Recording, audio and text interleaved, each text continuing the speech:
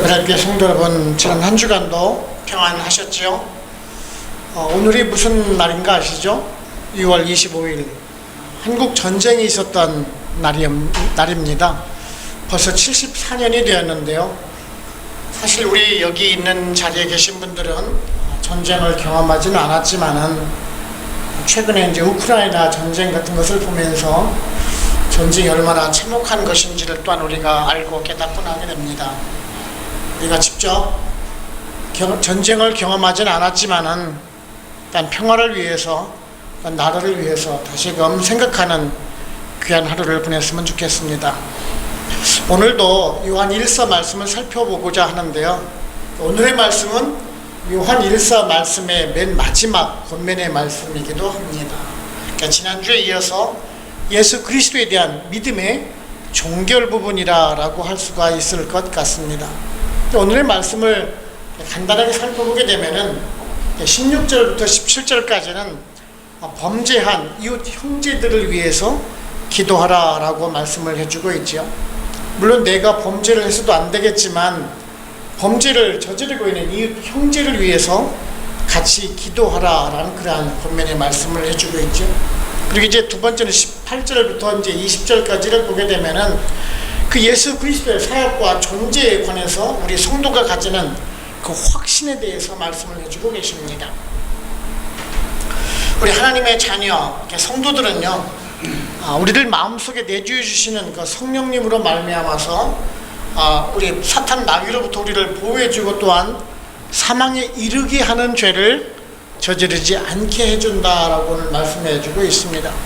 그리고 마지막 21절을 보시게 되면 우리들로 하여금 우상숭배에 빠지지 말라라고 권면해주게 하는 것을 보실 수가 있습니다. 당시 얼마나 그 우상이 만연해 있었는지에 대해서 잘 말씀해주게 하는 것 같습니다. 오늘날 우리가 살고 있는 이 현대 상황도 마찬가지입니다. 우리는 우상 그러면은 불교나 아니면은 무슨 이상한 종교를 가지고 우리는 우상이라고 생각할 수가 있는데요. 그렇지 않은 모습을 보실 수가 있습니다. 요즘에 물질 만능주의가 팽배해 있는 상황이지요. 일단 본영주의 신학이 또한 하나님 없이도 살아갈 수 있다라는 그런 사상을 또한 우리들에게 가르쳐주고 있습니다. 배금주의 사상이 우상 아닌 우상으로 자리 잡고 있는 그런 현실이기도 합니다. 집단 이기주의적인 성향으로 인해서 나만을, 우리 가족만을 위한 그러한 사랑을 하고 있습니다. 이웃 형제에 대한 사랑은 잊고 살아가는 것이 오늘날의 현실의 모습이기도 합니다. 또한 하나님이 아닌, 예수 그리스도가 아닌 다른 곳에도 구원이 있다라는 그런 종교다원주의가 판을 치고 있는 그런 세상 속에 살아가고 있는 우리들의 모습이기도 한 것입니다. 우리가 빛 대신 하나님을 높이기보다는 세상 사람으로부터 지탄을 받고 또한 그저 하나님 주시는 축복만을 바라고 살아가는 우리들이 하는지 한번 되돌아볼 필요가 있다는 것입니다. 오늘날 우리들에게는 돈이 우상이 되고 자녀가 우상이 되고 명예가 우선이 되는 그러한 세상 속에 살아가고 있는 것 같습니다. 오늘은 이러한 사도 요한의 맨 마지막 권면의 말씀을 살펴보면서 일단 우리들의 신앙을 한번 되돌아보는 그런 시간을 가져보도록 해보겠습니다. 첫째는 우리 성도는 이웃 형제를 위해서 기도를 해야 하는 것입니다. 오늘 말씀 16절을 보시면 누구든지 형제가 사망에 이르지 아니하는 죄 범하는 것을 보거든 구하라. 그리하면 사망에 이르지 아니하는 범죄자들을 위하여 그에게 생명을 주시리라. 사망에 이르는 죄가 있으니 이에 관하여는 나는 구하라 하지 않노라 라고 말씀하고 있습니다. 사도 요한은 지금 요한서신의 마무리를 하면서 이웃 형제가 죄를 범하고 있는 것을 보게 되면 그를 위해서 기도하라 라고 말씀하고 있습니다. 근데 이제 오늘 말씀을 보게 되면은 사망에 이르지 않는 죄와 또한 사망에 이르는 죄가 있다는 것을 아실 수가 있습니다. 즉 하나님께서는 사망에 이르지 아니하는 죄는 용서해 주시겠지만은 사망에 이르는 죄는 용서하지 않으시겠다라는 그런 말씀을 해주고 있는 것입니다. 즉 하나님께서는 사랑의 하나님이시기도 하지만 또한 공의의 하나님이시기도 한 것입니다. 자, 이제 그렇다면은 사망에 이르는 죄는 또한 무엇이겠습니까? 사망에 이르는 죄. 성경을 보시게 되면 용서받을 수 없는 죄라고 규정을 짓고 있죠. 구약 민수기 15장 30절을 보시게 되면요, 본토인이든지 타국인이든지 고의로 무엇을 범하면 누구나 여호와를 비방하는 자니 그의 백성 중에서 끊어질 것이라 라고 말씀해주고 있습니다. 또한 마태복음 12장 32절을 보시게 되면요, 그러므로 내가 너에게 이르노니 사람에 대한 모든 죄와 모독은 사하심을 얻되 성령을 모독하는 것은 사하심을 얻지 못하겠고 라고 말씀하고 있습니다. 이 말씀을 종합해서 보게 되면은 용서받지 못하는 죄는 하나님을 모독하는 죄, 성령을 모욕하는 죄라고 우리가 할 수가 있을 것입니다. 즉 이단을 말씀하는 것이라고 할 수가 있겠죠. 사실 우리 모두 다 이단들을 용서해달라고 기도하는 사람들은 없습니다. 사실 또 기도를 한다고 해서 용서를 받을 수 있는 것도 또한 아니라라는 그런 말씀인 것입니다. 그렇다면 지금 이제 그 두 가지를 제외한 하나님을 모독하거나 성령을 회방하는 죄가 아닌 죄를 지은 사람은 회개하면은 용서받을 수가 있다라는 그런 말씀을 해주고 있다는 것입니다. 여러분들 그 주님과 함께 십자가에 못 박혔던 그 두 강도를 여러분들은 아실 것입니다. 누가복음 23장 39절 이하에 기록이 되고 있죠. 주님과 함께 십자가에 못 박힌 그런 두 강도가 있었는데, 어느 한 강도는 이제 주님을 향해서 모독을 합니다. 모욕을 하지요. 그러자 다른 한 사람이 이제 그 범죄자를 향해서 꾸짖지요. 동일한 범죄를 받고서도 하나님을 두려워하지 않느냐라고 그 다른 범죄자를 꾸짖습니다. 그리고 나서 이제 주님께 간청을 하지요. 당신의 나라가 임할 때 나를 기억하소서라고 요청을 합니다. 회개를 하죠. 그래서 주님께서 그 강도를 위해서 뭐라고 말씀해 주십니까? 오늘 내가 나와 함께 낙원에 있으리라 라고 말씀해 주십니다. 분명 주님과 함께 못 박혔던 그 십자가에 있던 그 강도들은 아주 흉악한 범죄를 저지른 범죄자라는 것이죠. 그럼에도 불구하고 회개하고 반성하면은 도와주신다, 용서해 주신다는 그런 말씀을 해주고 있는 것입니다. 비록 죄인으로 살았고 벌을 받아서 심판대에 섰지만은 진실한 마음으로 회개하고 하나님께 다시 돌아올 때는 하나님께서는 용서해 주신다라는 것을 말씀해 주시는 것입니다. 즉, 그 이웃을 향해서 그 죄를 짓고 있는 그 형제를 위해서 기도하라라고 말씀해 주고 있는 것입니다. 물론 내가 기도를 한다고 해서 죄가 용서받는 것은 아닙니다. 내가 기도를 통해서 그 형제를 기도를 통해서 그 형제가 죄의 사함을 받을 수 있도록 회개할 수 있는 마음을 성령님의 조명하심을 구한다라는 의미예요. 이것이 오늘의 예전의 말씀과도 우리가 같이 합해서 우리가 살펴볼 수가 있는데, 우리가 지난주까지 형제를 사랑하라라는 말씀을 해준 적이 있죠. 그와 같은 맥락이라고 보실 수가 있을 것입니다. 여러분들 이번 주 주말에 목금이 무슨 날인가 여러분 혹시 아시죠? 이슬람에 있는 이드 알 아드하라는 그러한 명절입니다. 그래서 그날 때 목요일날 금요일 되면은 이슬람권에서는 가장 많은 연무소들이 사실 죽는 날이죠. 우리는 땡스기빙 날 터키가 칠면조가 죽듯이 말입니다. 사실 기독교보다 이슬람권에서는 그 형제에 대한 사랑을 많이 강조하게 되는 것을 보실 수가 있습니다. 제가 왜 이런 얘기를 하냐면은 이 목요일 금요일 날 성인 한 명당 그 염소 한 마리를 제물로 바치죠. 그것은 어디서 유래되는 것입니까? 창세기 22장에서 유래되는 것입니다.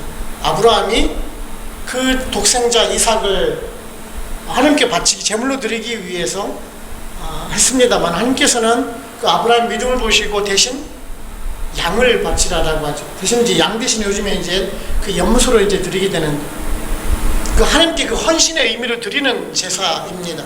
그것에서 유래된 이슬람의 아주 고유한 명절이기도 하죠. 근데 중요한 것은 뭐냐면은 그 하나님께 드리는 그 염소 그 제물이 중요한 것이 아니라 우리는 그 염소에 대해서 그 제사를 드리고 난 그 다음을 우리가 생각을 해봐야 됩니다. 그 염소를 드리고 나서 그 염소를 잡아서 3분의 1만 본인 가족이 먹게 되어 있습니다. 나머지 3분의 2는 무엇을 할까요? 버릴까요? 가난한 이웃이나 구제하는데 그것을 주라고 되어 있는 것입니다. 내가 먹는 양보다 상대방을, 이웃을 향해서 드리는 양이 더 많은 거예요. 3분의 2씩이나. 그것을 가리키는 명절이라는 거죠. 사실은 예수 그리스도의 사랑을 그렇게 강조를 하면서도 우리는 이웃 형제에 대해서 얼마나 기도하고 사랑하느냐, 그런 얘기. 사실 우리들 마음속에 손을 얹고 보면은 사실 그렇지 않지 않습니까? 이기주의적인 사랑이 나와 우리 가족을 먼저 우선으로 생각하는 그 사랑이지 않느냐라는 얘기. 오늘 말씀에 그 이웃을, 범죄하는 이웃을 위해서 기도하라고 하죠. 여러분들 혹 이웃을 위해서 기도해 본 적이 있으십니까? 제가 드리는 것은 무엇이냐면은, 내가 이웃을 위해서 기도를 할 때 다른 이웃이 나를 위해서 기도를 하고 있다는 점이에요. 그것이 더 중요한 것입니다. 나도 물론 이웃을 위해서 기도를 하지만 나를 위해서도 우리들의 이웃이, 우리들의 성도가 나를 위해서 기도하고 있다는 것을 잊지 말아야 한다는 것이에요. 그래서 우리가 기도를 해야 하는 것입니다.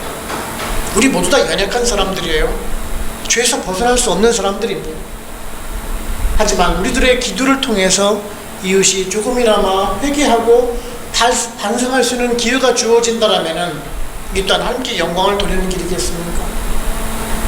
나 역시 또한 마찬가지로 이웃의 기도를 통해서 내가 성결하게 살아갈 수 있다는 것을 알아갈 때 또한 성도로서 바른 삶을 살아갈 수 있는 요인이 된다는 것이에요. 우리 모두 다 이렇게 이웃의 기도를 통해서 용서해 주신다는 그런 약속의 말씀을 믿고 우리들의 연약함을 깨닫고 또한 더불어 살아가실 수 있는 저 여러분들 되시기를 바랍니다. 두 번째는요, 주님은 우리 성도들을 지켜주신다는 사실입니다. 18절을 보시면 하나님께로부터 난 자는 다 범죄하지 않은 줄을 우리가 아노라. 하나님께로부터 나신 자가 그를 지키심에 악한 자가 그를 만지지도 못하느니라 라고 말씀하고 있습니다. 오늘 말씀을 보시면은 하나님께로부터 난 자, 하나님께로부터 나신 자라는 표현이 있죠. 하나님께로부터 난 자는 우리 성도들을 말씀해 주는 것이겠죠.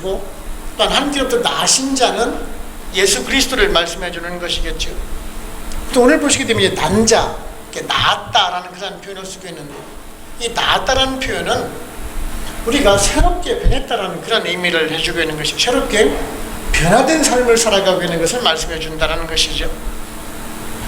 우리가 이것을 신학적인 용어로 중생이라고 얘기를 합니다. 거듭났다라고 얘기를 하는 것이죠. 그러니까 성령 체험을 통해서 내 마음속에 성령님이 들어오심으로 말미암아 내가 이제 새롭게 변했다라는 것을 말씀해주고 있습니다. 요한복음 3장을 보시게 되면은 주님을 찾아온 니고데모라는 사람이 있습니다. 그가 이제 주님께 질문을 하죠. 주님이 이적을 베푸시는 모습을 보면은 하나님의 아들인 것은 확실한 것 같습니다. 하지만 하나님이 함께 해주셔야지만이 그런 이적을 벌릴 수 있는 것 아닙니까? 라고 물어보지요. 그러니까 주님께서 그 니고데모를 향해서 뭐라고 얘기를 해주십니까? 물과 성령으로 거듭나지 않으면은 하나님 나라에 들어갈 수가 없느니라라고 말씀해 주십니다. 아주 이 말씀은 아주 매우 중요한 말씀입니다. 옛 신분을 벗어버리고 하나님의 백성으로 지금 다시 태어났다라는 그 말씀을 해주고 있는 거죠.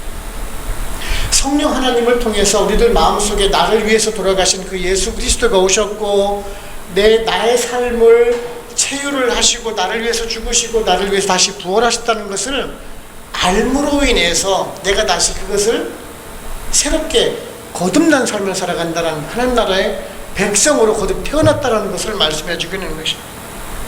이 중생의 사건은 우리들 일생에 있어서 단 한 번 일어납니다. 하지만 우리들 평생 또는 내세에 있어서까지 영향을 미치는 것이 바로 곧 이 중생이라는 것입니다. 성령 체험이라고도 얘기를 하죠. 예수 그리스도를 인격적인 만남을 통해서 우리가 그것을 안다라는 것이죠. 오늘 말씀 보시면 이런 하나님의 자녀가 된 사람은 결코 범죄하지 않는다라고 단언을 하고 있죠. 그래서 우리는 또한 그런 생각을 가질 수도 있어요. 작은 죄를 지는 우리를 보면서 내가 중생하지 못했나? 내가 아직 하나님의 자녀가 아니기 때문에 내가 이런 죄를 짓나라고 생각을 할 수가 있을지도 모르겠어요. 그렇죠? 우리가 성도를 하면서 세상의 유혹에 잘 넘어가니까 말입니다. 그런데요, 우리가 그 중생을 했다고 해서 우리가 그 죄에서 완전하게 벗어날 수 있는 것은 결코 아니라라는 것입니다. 우리는 완전한 의인이 아니라라는 말씀입니다. 그래서 사도 바울도 로마서 7장 24절을 보시게 되면은 오호라 나는 곤고한 사람이로다 이 사망의 몸에서 누가 나를 건지니리라라고 말씀을 했다는 것입니다. 그 유명했던 그 하나님의 사람 사도 바울도 자기 스스로를 향해서 연약한 사람이라고 고백을 하는 것입니다. 내가 중생을 했다고 해서 거듭났다고 해서 그 죄에서 완전하게 벗어나는 것이 결코 아니라는 것입니다. 오늘의 말씀은 이런 하나님이 된 사람은 끝까지 그 하나님의 나라로 이끌고 가시겠다라는 것입니다. 그래서 우리가 성도의 견인이라고 부릅니다. 비록 죄에서 범하지만 그것을 회개하고 참회할 때 그것을 용서해 주시고 그 사람을 끝까지 하나님 나라를 인도해 주겠다는 그 하나님의 약속의 말씀을 해주고 있는 것입니다. 그래서 빌립보서 4장 6, 7절을 보시게 되면 아무것도 염려하지 말고 다만 모든 일에 기도와 간구로 너희 구할 것을 감사함으로 하나님께 하리라. 그리하면 모든 지각에 뛰어난 하나님의 평강이 그리스도 예수 안에서 너희 마음과 생각을 지키시리라 라고 말씀해 주셨다는 것입니다. 우리 하나님의 백성된 우리들을 늘 지켜보고 인도하시고 우리들을 향해서 이끌고 가계시다라는 말씀을 해주시고 계십니다. 우리 성경에도 나와있죠. 돌아간 집을 나간 그 탕자 이야기 말입니다. 집을 나갔다 하더라도 하나님 입장에서는 우리들 입장에서는 나간 아들이 우리들의 아들이 아닙니까?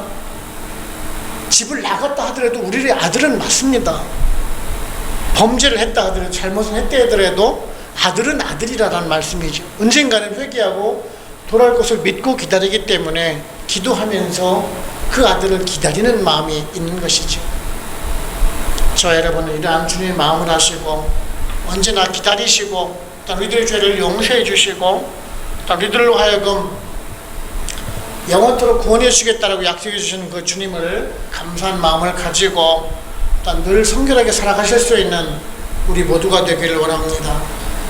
세 번째는 우리 성도는 참되신 주님을 바로 알아야 합니다. 20절을 보시면 또 아는 것은 하나님의 아들이 이르러 우리에게 지각을 주사 우리로 참된 자를 알게 하신 것과 또한 우리가 참된 자 곧 그의 아들 예수 그리스도 안에 있는 것이니 그는 참 하나님이시여 영생이시라 라고 말씀하고 있습니다. 이제 오늘 보시면 이제 아는 것에 대해서 말씀해 주고 있죠. 최근에 이제 한국에서도 이 아는 것에 대해서 재판을 벌이고 있는 사람도 있죠. 그 사람이 나를 안다라고 해가지고 그것에 대한 정의 문제를 이제 재판하는 사람이 안다라는 것. 친분이 있어서 아느냐, 그냥 이름만 들어서 알고 있느냐, 그런 것에 대한 부분이겠죠. 마찬가지 오늘 말씀에도 보면은 이 안다라는 그 말씀은 단지 우리가 그냥 지식적으로 안다라는 그런 얘기를 해주겠는 말씀은 결코 아닙니다. 안다라는 것은 지식적인 면, 그 난리지의 측면을 떠나서 이해와 신뢰가 따른다라는 그런 말씀을 해주고 있는 것입니다. 즉 예수 그리스도가 나의 구세주가 되고 또한 나를 주님의 하나님의 자녀로 믿게 해주게 알게 해준다라는 그런 사실을 우리가 깨닫는 것이죠. 신뢰함으로 믿는다라는 그런 말씀을 해주고 있는 것입니다. 믿고 연합한다라는 의미도 포함되고 있는 단어라는 것입니다. 성령님의 조명하심을 통해서 예수 그리스도가 나의 구세주 된다는 것을 안다라는 것이죠. 지금 이 말씀을 하는 것은 그 당시에 있던 그 영지주의자들을 대상으로 얘기를 하고 있는 것이에요. 당시 그 영지주의자들은 성경 속에서 나오는 구세주에 대해서는 정확히 알고 있습니다. 성경 구약성에서 말씀하고 있는 구세주가 와서 우리를 구원할 것이라는 그런 약속의 말씀 분명히 알고 있습니다. 하지만 그 사람이 예수라는 사실을, 예수가 그리스도라는 사실을 모르고 있다는 것입니다. 단지 그냥 인간적으로 온 그 예수만을 알고 있다는 것이죠. 오늘날 유대교도 마찬가지죠. 오늘날의 유대인들도 예수 그리스도를 구세주라고 생각을 하지를 못하고 있습니다. 단지 그냥 2000년 전에 오신 아주 뛰어난 선지자 중에 한 사람이라고 생각을 하고 있는 것이죠. 그래서 지금도 다시 오실 그 구세주를 기다리고 있는 사람들이기도 합니다. 그 마찬가지라는 거죠. 근데 우리가 단지 그 안다라는 것하고 믿는다는 것은 아주 큰 차이가 있다는 것을 알게 됩니다. 요한복음 17장 3절을 보시게 되면 영생은 곧 유일하신 참 하나님과 그가 보내신 자 예수 그리스도를 아는 것이니이다 라고 말씀해 주고 있습니다. 우리가 그 영생을 얻는다는 것, 구원 얻는 것은 단지 예수 그리스도를 아는 것에만 그친다는 것은 결코 아니죠. 그 예수 그리스도를 믿음과 신뢰가 동반되어야 한다는 것을 의미해 주게 되는 것입니다. 그 믿음의 지식이 믿음과 우리들의 그 신앙이 된다라는 그런 말씀을 해주고 있는 것입니다. 단지 학문적으로 아는 것은 결코 아니죠. 말로 듣고 이해하는 것도 또한 결코 아닙니다. 체험하고 그 인격적인 만남을 통해서 우리가 긴밀한 관계를 맺어 나가는 것을 말을 하고 있습니다. 참 이 믿음이라는 것이 설명하기가 참 정말 힘든데요. 제가 예전에 말씀드린 적이 있지만 자녀와 부모의 관계도 마찬가지입니다. 여러분이 태어나고 나서 우리 부모님 보고 나서 우리 부모님의 유전자 검사를 해서 나와 유전자가 동일하다는 것을 알고 나서 내가 부모님이라고 믿었습니까? 갓난 아기 때부터 나를 향하신 그 어머님의 따뜻한 눈길과 사랑, 아버지의 그 헌신적인 모습을 보면서 이분이 나를 사랑하고 계시고 나의 부모님이시라는 것을 우리가 믿고 신뢰하고 따르기 때문에 나의 부모님이라고 존경하는 것 아닙니까? 누가 그냥 나의 부모님이라고 해서 내 유전자 검사를 해봐서 나랑 유전자 검사가 99.99% 일치가 되는 순간 그때부터 나의 부모님입니다라고 얘기하는 사람이 누가 있겠습니까? 아니지 않습니까? 마찬가지라는 거예요. 믿음이라는 것입니다. 지각을 통해서 성령님의 조명하심을 통해서 내가 하나님의 아들이 되었다라는 것과 나를 위해서 예수 그리스도가 오셨다라는 것을 믿는 것입니다. 그것이 신앙입니다. 우리가 성경 일독하기를 하고 있죠. 성경을 보시게 되면은 어느 한 곳에 쭉 모아지는 것을 보실 수가 있습니다. 마치 깔때기처럼 말이에요. 누구를 향해 있습니까? 예수 그리스도를 향해 있다라는 것이죠. 그 예수 그리스도가 누구 때문에 오셨습니까? 다른 사람, 우리 가족을 위해서 오셨습니까? 아니라라는 것이죠. 나 때문에 오셨다라는 거죠. 성경의 모든 내용이 사실은 나를 위해서 쓰여진 책이라고 생각을 하셔야 돼요. 다른 사람을 위한 성경이 아니라 나를 위한 성경이 될 때 그것이 나의 믿음이 된다라는 것입니다. 그래서 예수 그리스도를 영접한 우리들은 사실 특권을 받은 사람들입니다. 그 영생에 특권을 받은 사람이라는 것입니다. 우리 저와 여러분은 이러한 예수 그리스도가 우리의 구세주가 되셨다라는 그런 사실에 감사하고 또한 자랑스럽게 생각해가면서 찬송을 올려드리며 또한 영광을 돌려드릴 수 있는 저와 여러분들 되시기를 바랍니다. 결론적으로 말씀드리게 되면은 사도 요한이 이제 마지막 권면의 말씀을 하면서 21절에서 이렇게 얘기를 하고 있죠. 자녀들아 너희 자신을 지켜 우상에게서 멀리하라. 너희 자신을 지키라 라고 말씀해 주고 있습니다. 그 당시에 얼마나 많은 사람들이 우상에 빠져 있는지를 알 수가 있어요. 그 당시만 해도 그렇죠. 종교적인 아주 심한 박해들이 있을 때입니다. 주후 90년경쯤이죠. 90년부터 95년 정도 되겠죠. 정말 종교적인 박해가 아주 이제 극심할 때입니다. 또한 내부적으로는 우상이 지금 극심할 때라는 거죠. 그런 상황 속에서 너희 자신을 지키면서 우상을 섬기지 말고 우상에 빠지지 말라라고 말씀해 주고 있습니다. 그 당시만 해도 그 우상이라는 것이 그 영지주의자들이라든지 그런 예수 그리스도를 구세주라고 믿지 않는 사람들에 대한 그런 권면의 말씀을 해주고 있는 것이겠죠. 아니면 헬라 철학이라든지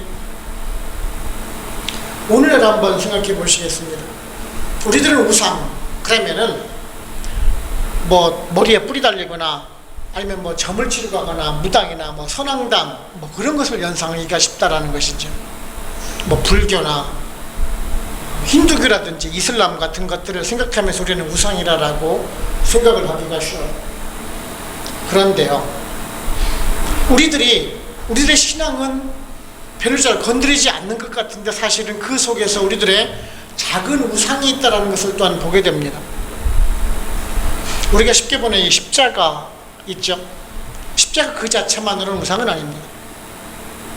하지만 십자가를 향해서 꼭 그곳에서만 기도를 해야지만이 기도가 이루어질 것 같은 생각, 십자가 모형을 차에 걸어놓고 나가지고 저 십자가가 나를 지켜줄 것이다라는 그런 잘못된 생각, 그런 것들이 우상이라는 것이죠. 또한 이제 성당 같은 데를 가보시면 성모 마리아상 같은 것들을 해놓습니다. 그것을 향해서 기도를 하고 절을 하죠. 하나님께 기도하고 주님께 기도하는 것은 좋습니다. 하지만 그것을 향해서 절하고 기도하는 것은 잘못된 믿음이라는 것이죠. 우리들의 우상을 만들어 나간다는 것입니다. 성경에서 분명히 우리들에게 말씀하고 있습니다. 우리들을 위해서 우상을 만들지 말고 하나님의 형상도 만들지 말고 그것을 위해서 절하지도 말고 섬기지도 말라라고 말씀해 주고 있습니다. 근데 사실은 우리가 그런 것을 자꾸 만들려고 그래요. 십자가 모양이나 예수님의 형상이나 그런 것을 두면서 예수 그리스도를 연상하려고 해요.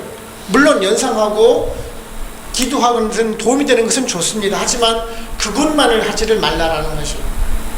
어느 교회는 십자가를 방향을 두고 나서 십자가를 정면에 둬야 된다. 아니 정면과는 들어오는 성도들하고 위치가 좀 반대되고 그러니까 좀 오른쪽에 둬야 된다. 그거 가지고 서로 싸우다가 갈라선 교회도 있어요.